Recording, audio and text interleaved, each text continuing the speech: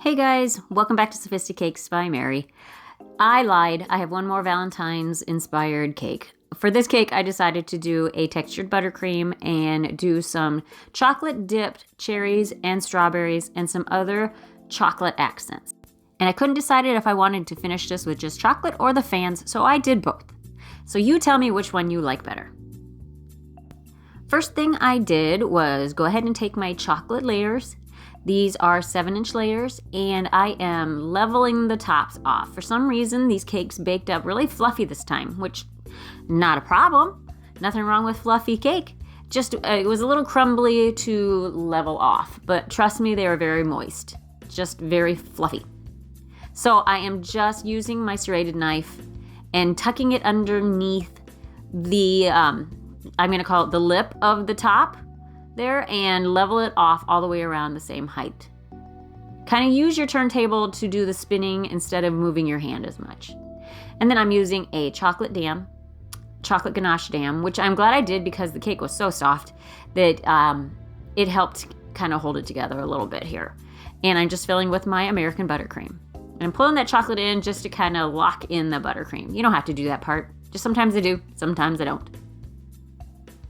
And then just layer up your layers of cake. Now you will notice that as I go here, it starts to kind of lean. Right there, you see it lean just a little bit, but I did correct that by pushing it over once I got it all stacked up. And since there's chocolate ganache, I went ahead and popped it in the freezer and let it set up in there before I did my crumb coat, because I didn't want to put a crumb coat on it when it was already wanting to kind of go off to the side a little bit. Let it set up and firm up so that it's a little bit more stable. And I'm just using regular, I think these are called Bing cherries, correct? And I am dipping them in, this is candy melts. And then I use some white chocolate, some just chocolate chips, just melt it down. And then I combined the two and added a little bit of purple to make a pale lavender. So you'll see all 3 different colors. And I did the same thing with each one.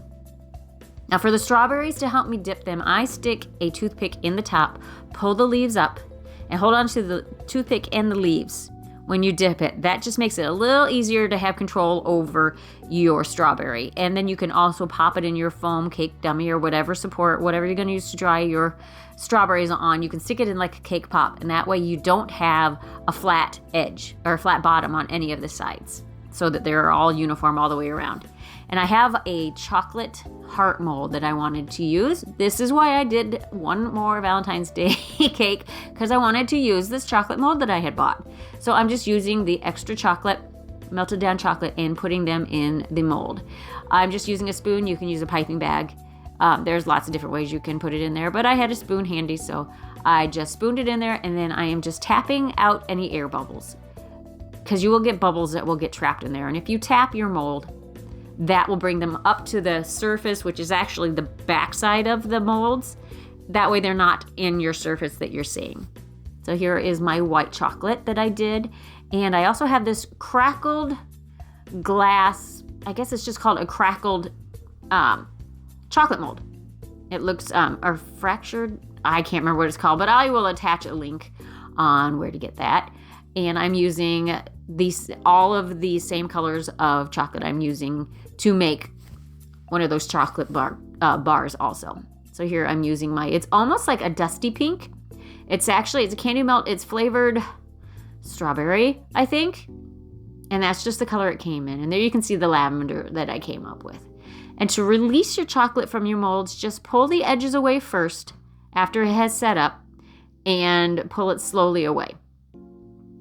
Now that my cake has sat and set up in the freezer for about 20 minutes, I am applying the crumb coat with the chocolate ganache. For the same reason, I like to use a dark chocolate ganache for a crumb coat, but also when a cake is a little bit more fragile, this gives it more stability also, and nothing wrong with a little extra stability. So a crumb coat is just a thin layer of buttercream or ganache that is going to lock your crumbs in so that they do not come through on your final coat of buttercream. And yes, you can do buttercream over a chocolate ganache or a white chocolate ganache. It works just fine. I find you get crisper edges with the ganache than you can with the buttercream also. So I really like to use ganache underneath.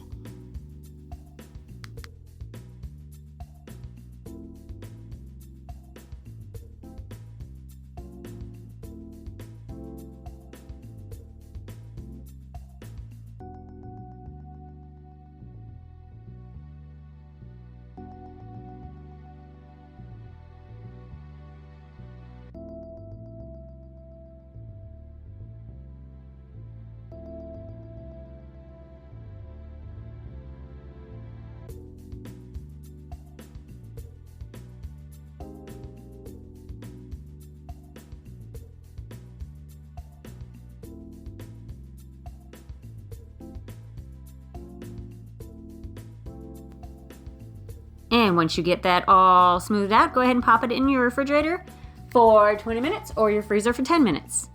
And once that is set up, I went ahead and took it back out of the freezer, and I am putting on my layer of lavender buttercream. I've done so much pink lately. I thought lavender, a pale lavender, would be another pretty pale color, but something different from pink. So I'm just applying it this time with my long offset spatula. I do use a bag, a lot of times a piping bag, to apply my buttercream, but I had this handy, so I just used it. Use your scraper to remove the excess buttercream. This takes a lot of turns. I think people don't realize how many times you spin your turntable when you are doing your buttercream. It takes a lot. So I end up cutting some of that out because that would get tiring to watch me just do this over and over again.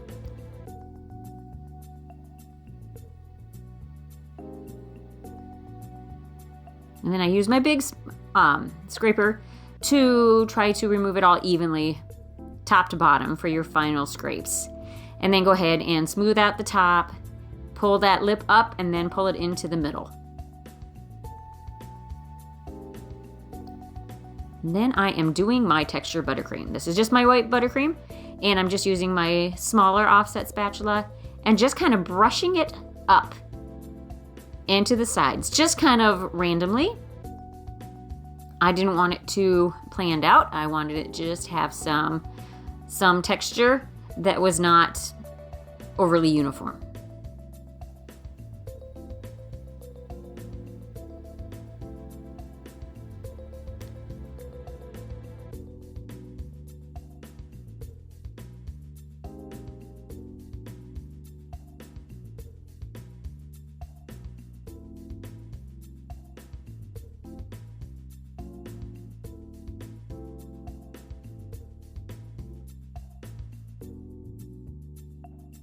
And then to add the texture on this one, I'm just using my pastry brush that is just stained from food coloring. I swear that's just, it won't come out. And I'm dipping it in the buttercream that I thinned down just a little bit, and I am just kind of stippling it on there. It's a really easy way to do that. And no, you're not imagining things. I'm so mad. I do not have the footage of the drip. I don't. I just have to be honest. I have all the other footage. But that, I don't know if my camera just wasn't on. I've had some camera problems lately, guys. I'll figure this out. So anyway, I will attach a link to the last cake I did that had a chocolate drip on there. And I did it the same way. I just cut a smaller hole in the bag. And then I used a French tip, a larger French tip, to put on my dollops of buttercream. And then I'm just putting alternating, you can see, I don't have to describe everything, alternating colors of cherries on top. And then I'm sticking my chocolate bars on the top also. I did cut a hole in, or a slit inside in the top of the cake to get the taller one stuck into the cake a little bit better. And then I'm just using my hearts and putting those in between the dollops. Oh, I'm still so mad about that drip. It went on so pretty too. I guess you'll just have to trust me on that one. Makes me sick. Anyway, then I kind of tucked those chocolate covered strawberries in the middle. And then I added some to the bottom to tie it all together. Obviously, I removed the strawberry because I almost forgot to put that piece of chocolate in there. So I had to take that off and then put the strawberry back on and then finish it off with the cherries and a heart. And I did go ahead and use the fans that I had done in a previous video, the paper fans. I will attach a link to that video as well so you can see how I made those. I couldn't decide which one I liked better. So you tell me which way you like it better, without the fans or with the fans. So thank you guys so much for taking the time to watch my video. And if you'd like to watch some other videos, go ahead and click on the link to one of these other videos shown here. And if you would like to check out my other social media, I am on Facebook and Instagram under the same name, Sophisticakes by Mary. And please take the time to share, like, subscribe, and hit the notification bell so that you know when I upload another video. Thank you so much, and we'll catch you on the next tutorial.